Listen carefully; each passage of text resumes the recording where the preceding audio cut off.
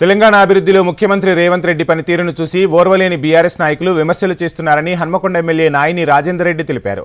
రైతులకు మహిళలకు కాంగ్రెస్ సర్కార్ పెద్దపీట వేసిందన్నారు. చేస్తున్న పనులు కళ్లెదుటే కనిపిస్తున్నప్పటికీ బీఆర్ఎస్ నాయకులు దిగజారుడు రాజకీయం చేస్తున్న విషయాన్ని ప్రజలు గమనిస్తున్నారని గుర్తు చేశారు.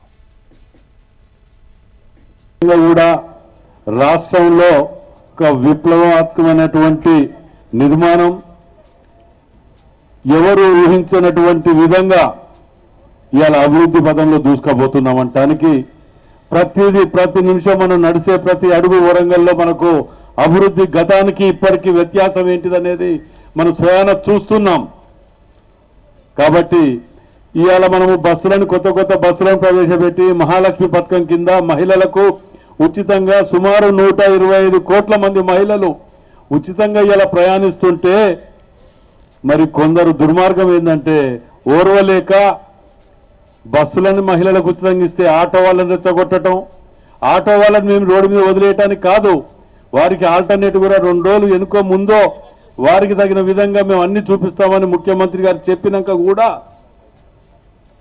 పొద్దుగా లేస్తే రెచ్చగొట్టి బతకటం. గతంలో కూడా ఉద్యమం పేరుతోటి రెచ్చగొట్టి పేలాల మీద శవాల మీద పేలాలు ఎరకదిన్నటువంటి వాళ్ళు ఇవాళ అభివృద్ధి కార్యక్రమానికి వస్తా అంటే అక్కడో ఇక్కడో అడ్డుకుంటామనే ప్రయత్నాలు చేస్తున్నారు.